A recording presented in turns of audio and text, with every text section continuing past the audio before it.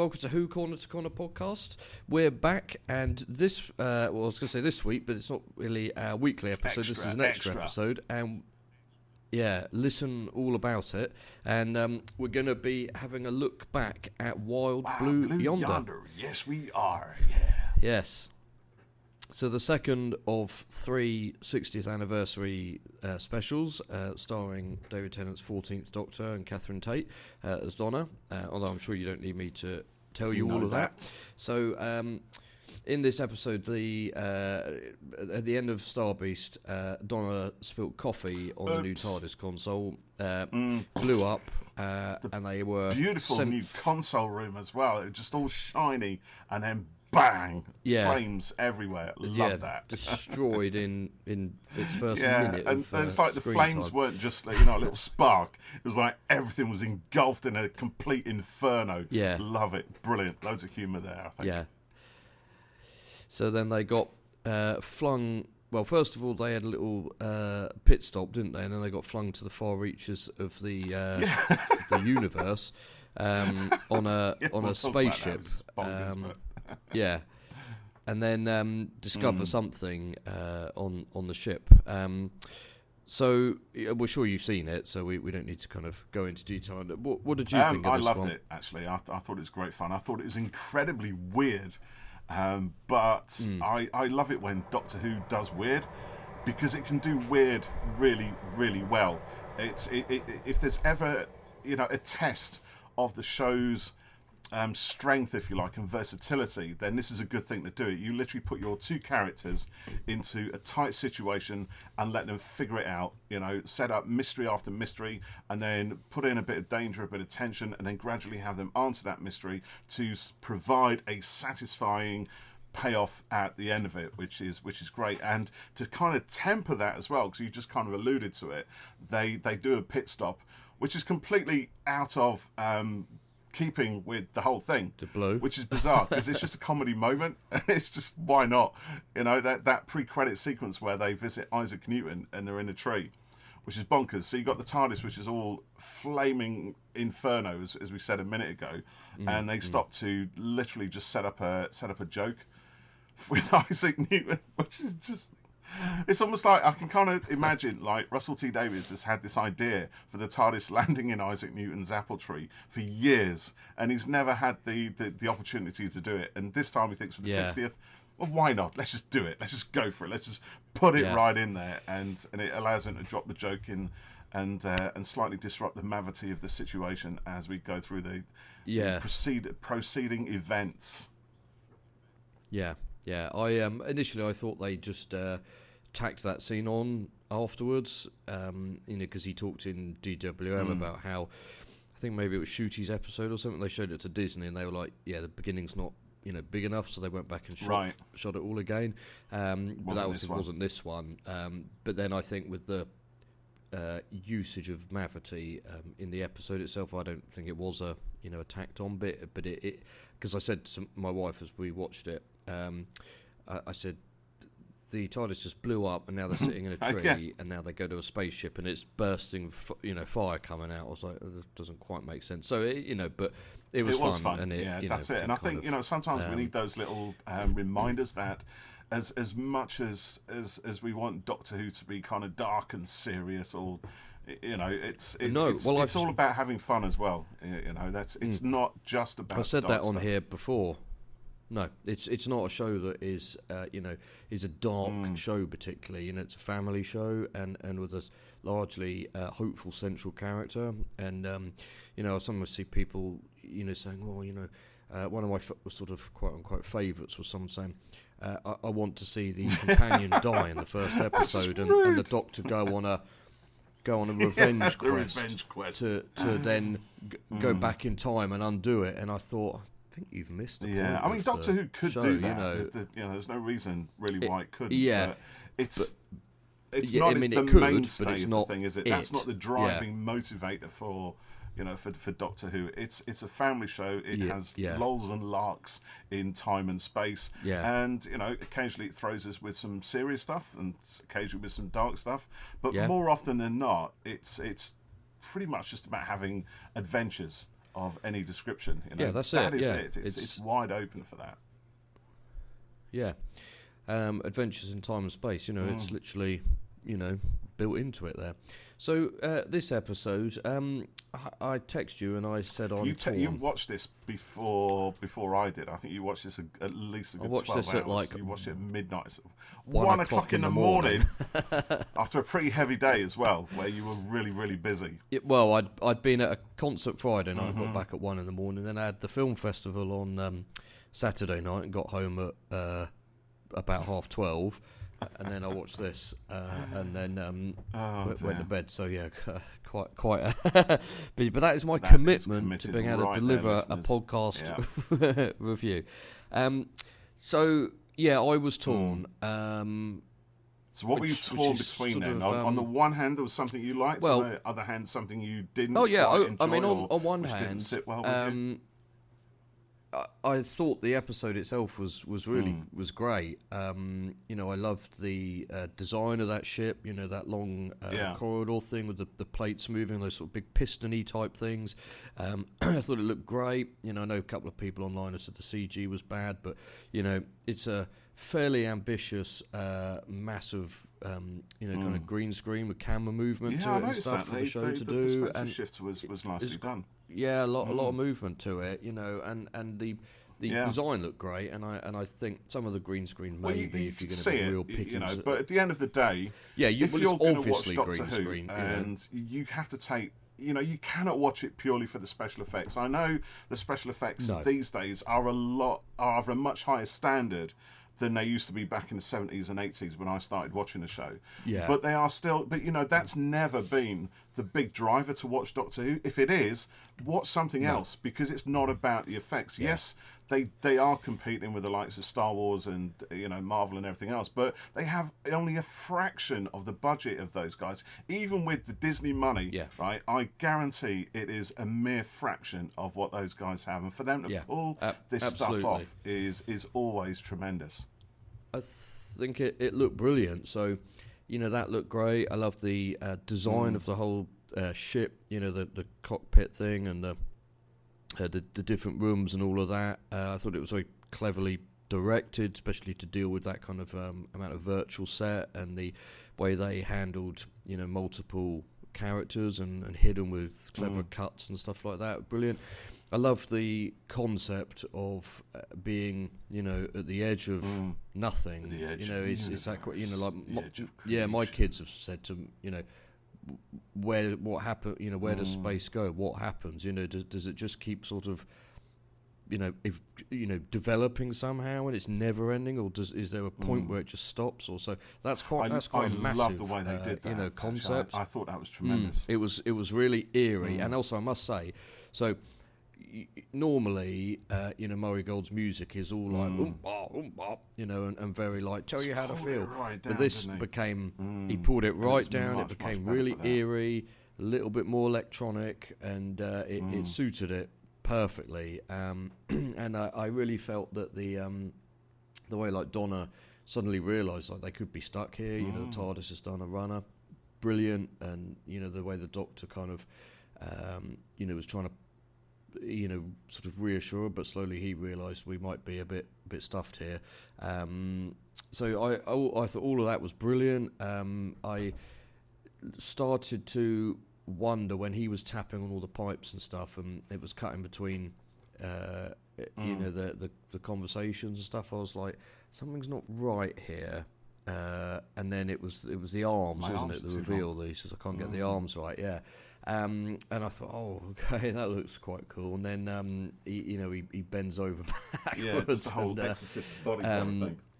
Yeah, that's it. Yeah. So I liked all of that. I quite like a little bit of, body horror stuff. And I was thinking though, like my kids said, can we watch Doctor Who again? I thought actually I don't think you'll like this one, because I must say it'll freak them out. And also compared to the kind of wham bam of last week, this one started out fairly slowly, really, with essentially two people walking down a corridor talking for a long time, and I think whilst it was good for character stuff, my kids of 5, 5 and 9 would have been disinterested in that. So, that's the thing. The show is always trying to, appeal to us, appeal to younger people. So it's got a very, it's a, high wire to walk. But yeah, so I thought the sort of no things, as I think they've been called, were really cool. I loved all that, and I was particularly pleased with the mentions of Flux and I thought you might have been. The sort of, well, yeah, for a number of reasons really, because everyone was like, well, not everyone, but people were like, Russell will erase all of it. He's already said that he's not going to, though, isn't he? He's not going to, no. And a while back, and obviously this was written even before that interview.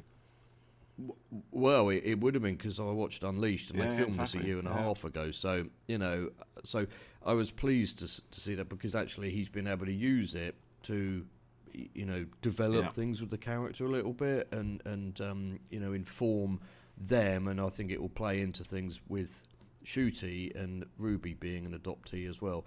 So I thought that was really good. I was pleased to see that wasn't ignored, and actually it was built upon, much like Moffat built upon Gallifrey being destroyed and stuff. The Time War stuff. So that was really pleasing. I think I really liked the sort of sense of sort of isolation and sort of doom on the ship there, and these big themes of being at the edge of nothing and stuff. It was great. The thing I was torn about was this. It was a very good episode, but as a special, this was like Midnight mixed with. I was getting very strong Midnight vibes from the outset. Yeah. Yeah, at one point, I started to think, like, this is Midnight, but with just two people on a massive ship, not a little bus thing. And I saw someone online say their headcanon was that the No Things were the beginning of Swarm and Azure, which was quite nice, but obviously quite, complex time stuff to have them go back before the Doctor's timeline stuff. But anyway, I thought that was quite a cool thing. And there's a couple of other things, actually, I was going to bring up that people have tweeted about. So I thought, it's great, I've really enjoyed this, but as a special, it felt a bit like, well, this is...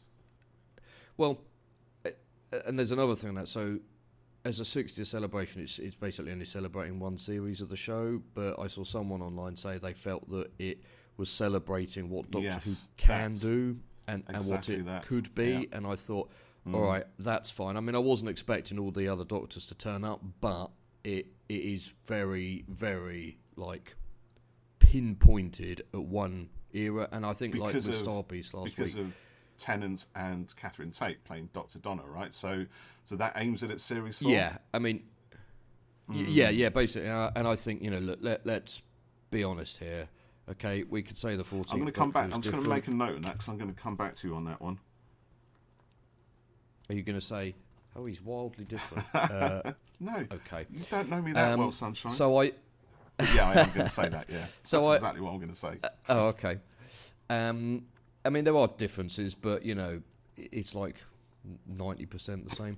But that's not necessarily a bad thing. But I just sort of feel a bit like... to say this is the 60th anniversary stuff, I think it's not misleading, but... This is more of a celebration of, like that guy said online, what it can do and what it is and everything like that, which I think is great. And so that is more sort of perhaps a way to look at it. Like I said, I never was expecting the other Doctors to turn up, but I also didn't expect that it would just be so laser focused on just this coupling and this time. So that's a bit of a sort of weird thing. If this was a normal series, Starburst would have been the series opener. This would have been Starbeast. What did I call it? The Mag. Yeah, that's a sweet, isn't it? Yeah. It's an easy mistake to make. Yeah. Just by the way, we are recording this quite early in the morning for us, which is unusual. I'm really woken up we've yet. both had really just about had late my nights, coffee, so at least my vocal cords are working. But outside of that, I cannot guarantee that anything else will. So we'll see how this goes. Yeah, makes sense.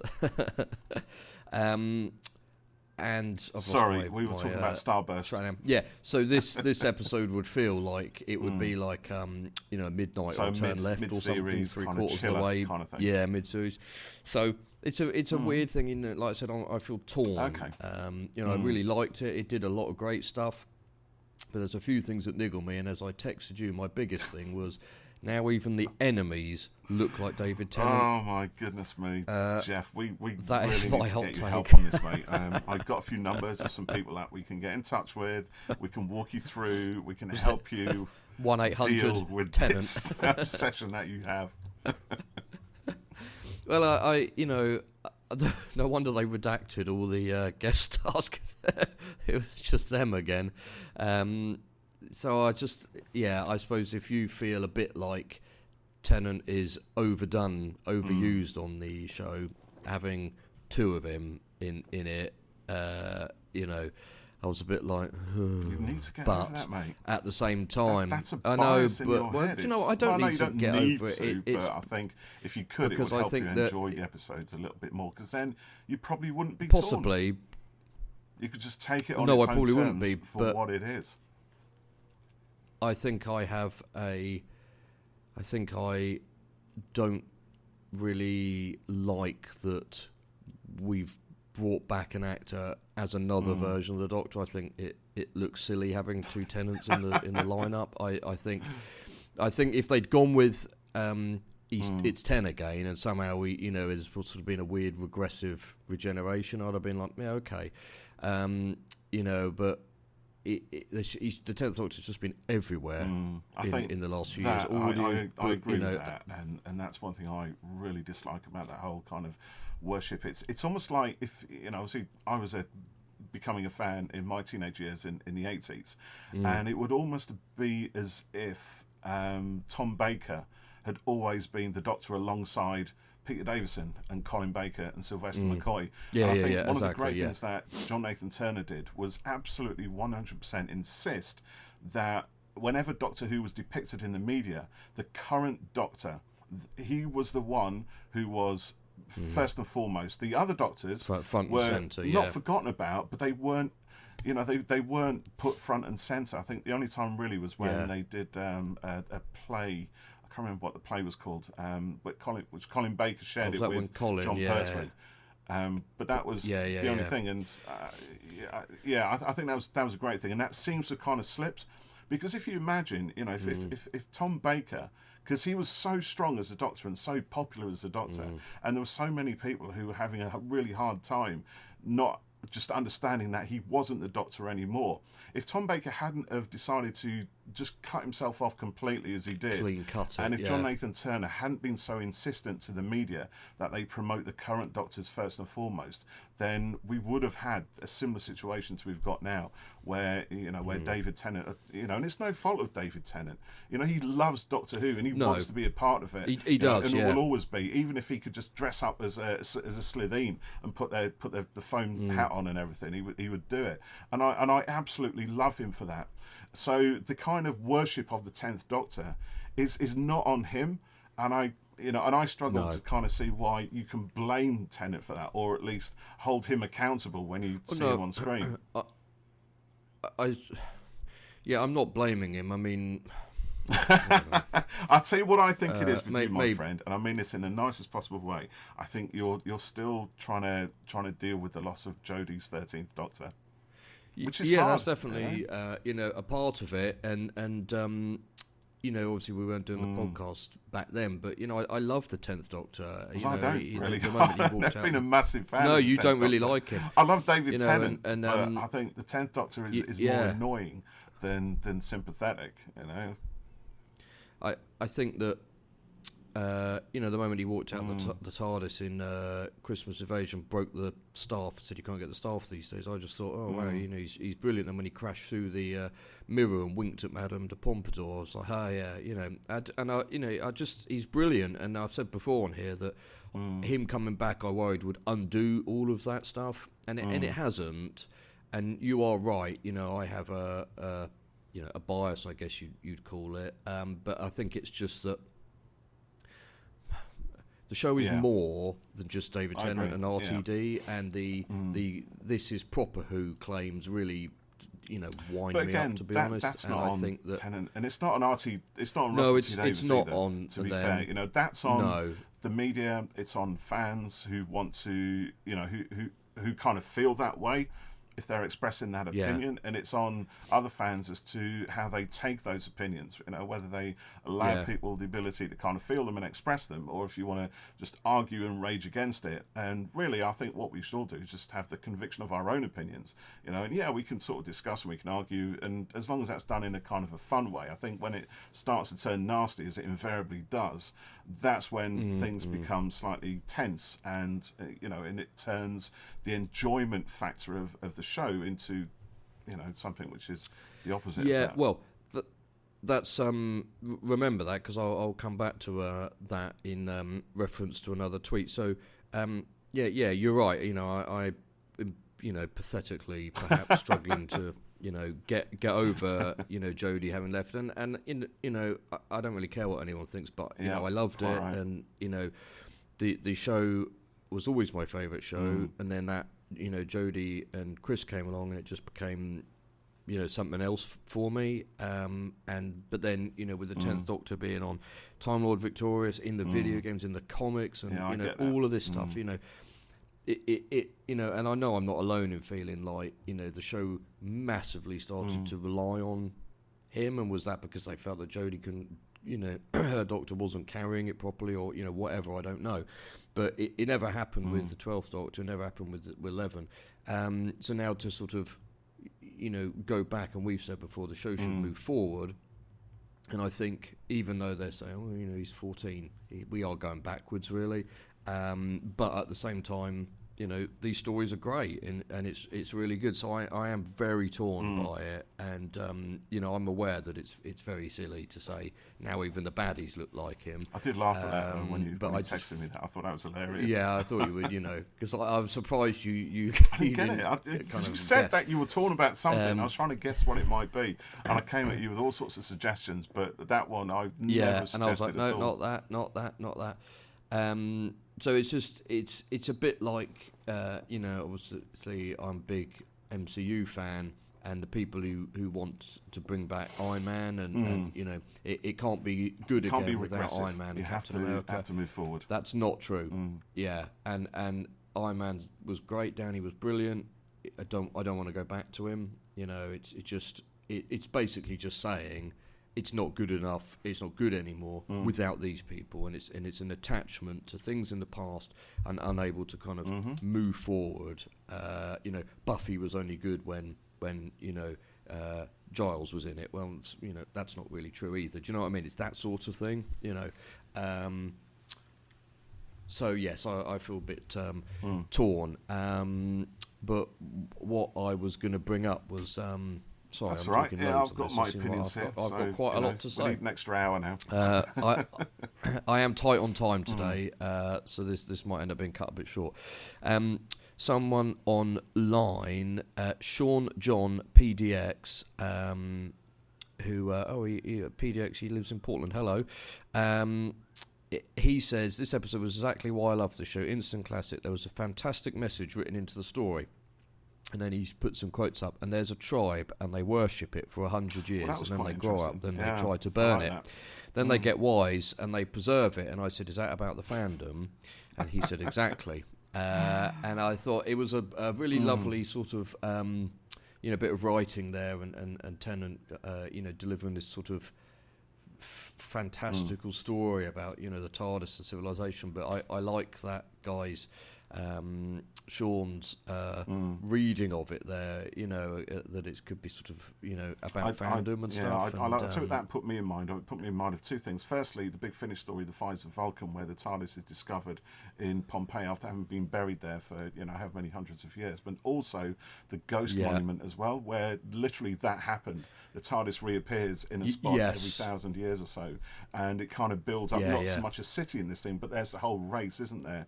That where civilizations have kind of rose and fell for that race. I love the idea of that. It's also happened as well in a few a few novelizations. I can't recall specifically, but I'm pretty sure there's some Eighth Doctor or PDAs, the old BBC books that have treated the TARDIS a little bit like that in some ways. So. Yes, it's I saw someone else online reference Ghost Monument with that, which was cool. And then I saw someone else say that they thought the No Things, particularly when they were having like big eyes and sort of mashed up faces, was a sort of AI commentary, like AI generated art. They always end up with six fingers and the eyes are wrong and stuff like that. So that was an interesting reading. Stuff that I never really thought of that, but that's valid. I think. As anyone who listens and knows me, I'm a massive fan of AI, and so that was quite an interesting reading. I just want to. Oh, and the other thing I was going to say was it was brilliant seeing Bernard again. Lovely at the Wilf. end. To see Wilf again. It was only a short scene, but Bernard had filmed bits, but I wasn't. I was kind of expecting he might appear last week, and then I thought maybe they're saving him for the third one. But it worked really nicely, bringing him in here, and it's been great seeing the reaction to him, and he was a good friend of my dad's, so it was nice to see him again. I'm just very quickly going to read a couple of tweets we had before we come to you. So it's so funny the difference. Mark from Mr. and Mrs. Who podcast. Oh, they didn't like it, did they? I saw that one. Years. Didn't like it. No, I saw some more about them. Chat Tsunami. I adore the idea of this one and how they kept it all under wraps. They didn't like the goofy effects. It sucked all the horror. I felt it came across as comical. I liked the body horror. I think it the giant arms and stuff, probably like for kids it probably would have been like, oh gross, look at that. So again it's trying to balance that thing between being like because this goes out weird, but 6:30 on a Saturday. Is it 6:30 it's or not something? It's not a 10 o'clock thing, is it? It's a show before Strictly Come Dancing, basically. So you got to be mindful of this stuff. And to be honest, like you said, if your kids have seen it, they'd have probably freaked. So regardless of what we as adults think is goofy effects, fine. It's an opinion, but it's for everybody, really. It's not just for it's just those of us who love The Exorcist, which actually I don't. Yeah. But it's the Doctor Who is not The Exorcist, even though it might reference it on occasion. But then there was a tweet from @Tales of Woe who said, fantastic, pure loony fun with some truly freaky moments. Loved it. So, it's one thing for another. Space, who's @13th Doctor __ said, there's always a joy going in not knowing what's coming for you, and it was coming for you. Really enjoyed this one. The Doc is so broken, and it'll be interesting to see how 15 will cope with the baggage and pain. I do wish that the episodes were more celebratory of Who overall. And then, I hope I pronounced this right, arseniki.bsky.social. What a wonderfully terrifying episode, not what anyone was expecting, I believe, but what a great intense story. And so on that, they really kind of kept this one secret, didn't they? And I quite like that they managed to do that. And it's somewhat ironic that we've had loads of secrets over the past 5 years, which has been not everyone's favourite, and now we're getting deliberate kind of secret keeping here, and but then, people are like, I think with this one you kind of have to, because there's not really much in the story. So if you, I think apart from the robot, right, I think that was the only thing that had been sort of not leaked, but it was the image of the robot that was kind of used to promote this a lot. So everyone's thinking, oh, what's the robot doing, all the rest of it. But outside of that, as soon as you say, actually, it's like it's the Doctor and Donna alone on a spaceship, or are they? Or if you say they're met with some evil version of themselves. What else is there? It's such a simple story to sort of. You've got to be careful. You give too much away in this, that's it, it's gone. And I think this story relies a lot on not knowing what's going to happen next. Okay, can I go through my stuff very quickly, right? Because otherwise we're not going to get through this, right? And then I'll just get the that you didn't listen to me. So things that I really liked about this. Firstly, sonic screwdriver gone. fantastic. The Doctor's forced to be a lot more inventive, and I thought the whole show was better because of it. I think the whole concept, as you said, of being at the boundary, the end of the universe, was brilliant, and I love the way it was kind of handled as a concept as much it was a physical thing. And there was a little bit of fudging where the Doctor said, well, you know, Donnie, you're going to struggle to understand it because we're trying to relate it in 21st century terms. You need to sort of understand a little bit more science before you can truly comprehend it. But he did it in such a way where he wasn't actually talking down to it. It actually was a little bit. No. But it just kind of opens your mind to thinking, you know, yes, we know a lot about the universe and science and everything else, but there's so much more we don't know. And I love the idea of treating the end of the universe, the very edge of it, as a conceptual edge as much as a physical thing. So that was good. Oh, it was absolutely brilliant. I loved also, and I said this to Freya when we were watching it, you know, when the TARDIS disappeared, and I looked at it and I said, you know, I put Gatekeeper Paul on, I said, that's HADS, you know, HADS. She goes, what are you talking about? I went, it's HADS, Hostile Action Displacement System. That's what it is. She just gave me a teenager look, and then when it came back later in the episode, she goes, I said, yeah, you see, that's what it is. Love that. So I love it when things like that are kind of brought in from the old series, and there was a lot of that stuff as well. There was some really nice kind of little throwbacks in certain subtle ways to older stories, and like you said with the Flux thing as well, it was really, really nice to hear that come in. And I do like the way, you know, that and it was actually the interplay with the fake Donna, wasn't it, where 14 was kind of questioned or put on the spot and kind of made to self-analyze his thoughts about what had happened. And I love the fact that she asked the Doctor, what has happened in all the years since I last saw you? You know? And I think for me that shows that, and I know what you're saying, I get where you're coming from about lasering in on series 4, but for me that sequence alone shows that these specials are not actually doing that. You know, they're including the team, right? So we have the whole production team. We have Murray Gold and RTD and Phil Collinson and all the other guys, and we have we have Catherine Tate and David Tennant. But I strongly think now, having watched this episode, that's not what they're doing. You know, we are moving things along, and I feel much better about that now, having this episode down. You know what I mean? Because I think the Star Beast was a celebration of a style of Doctor Who, and it pulled something from the past, from the comics, which is celebratory, right? We're celebrating the very start of Doctor Who comic book history, you know, because that was one of the first stories, as we said we said in the last episode. So that in itself was celebratory. This one, I don't think was celebratory at all. But I hadn't thought of the guy who tweeted us there, who said it's a celebration of what Doctor Who can do, and I absolutely agree with that. I also thought it was probably the cheaper episode as well. And as a mid-season kind of thing, well, that's exactly what it is. It is mid-season, right? We've got a season of 3 episodes, and this is number 2, so it's right in the middle, right? Yeah. So I think that makes perfect sense. I love the idea also, I think you said, of the no creatures, which I didn't realise they were called that, actually. I haven't really sort of twigged that. Yeah, I think, someone called them the no things online. Maybe it was mentioned in was it? Unleashed or something, so I don't know. I haven't watched that. But again, one of the greatest stories, I think, or some of the greatest villains in Doctor Who have been constructed of, primal forces of the universe. And by that, I mean things like the Guardians, right? The black and white Guardian.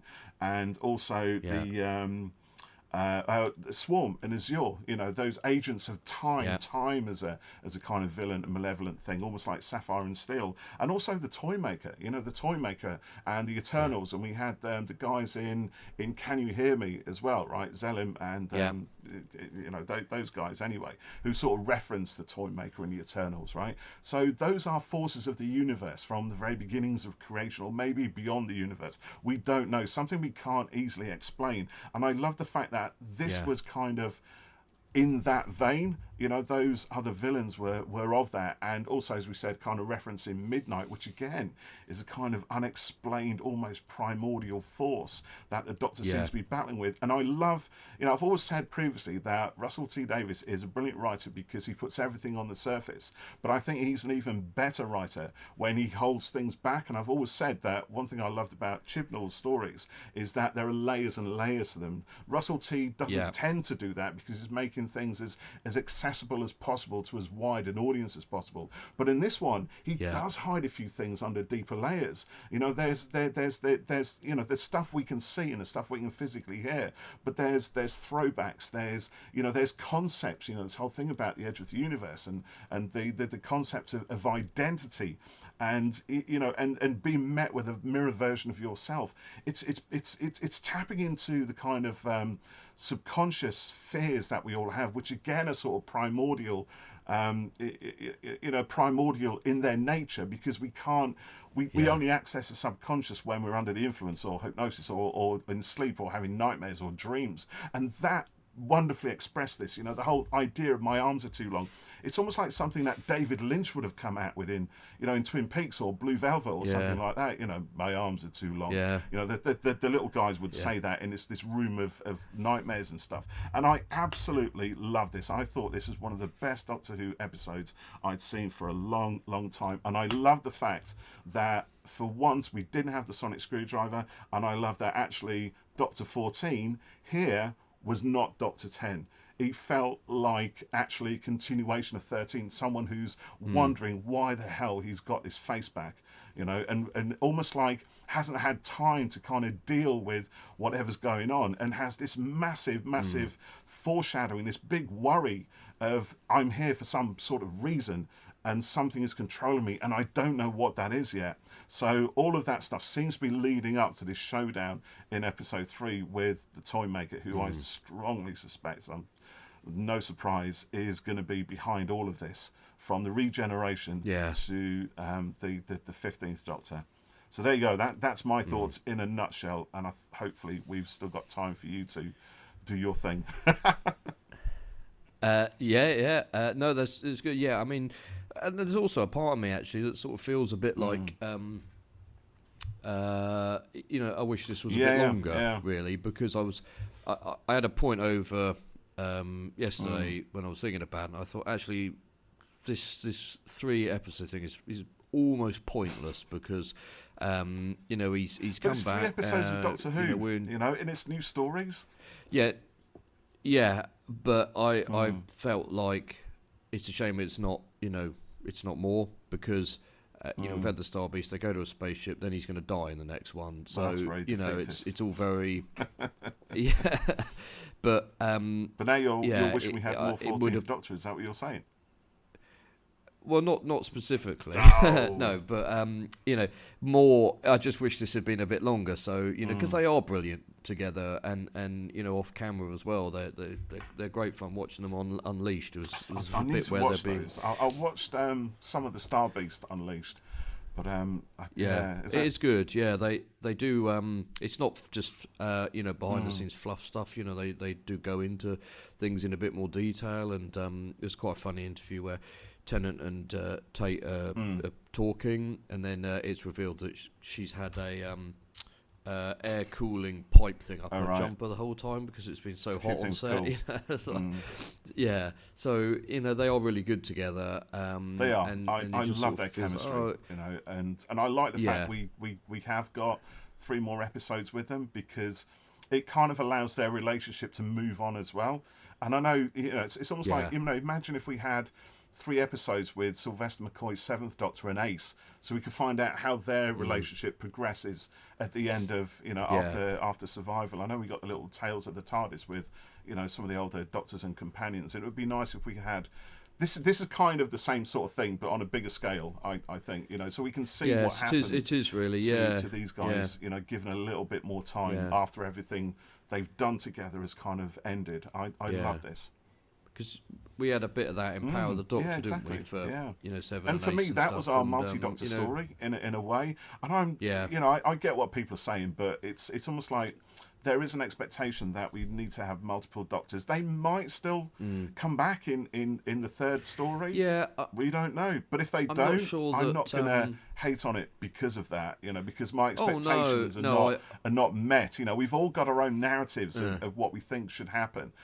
Yeah, but that's the thing. You start expecting stuff and headcanoning, and then when it doesn't happen, you get but you angry. got to be, you know, you got to be kind of emotionally intelligent enough, I think. We've all got to understand that we're not the ones writing this. We write what's in our heads. Outside of that, it's purely down to somebody else.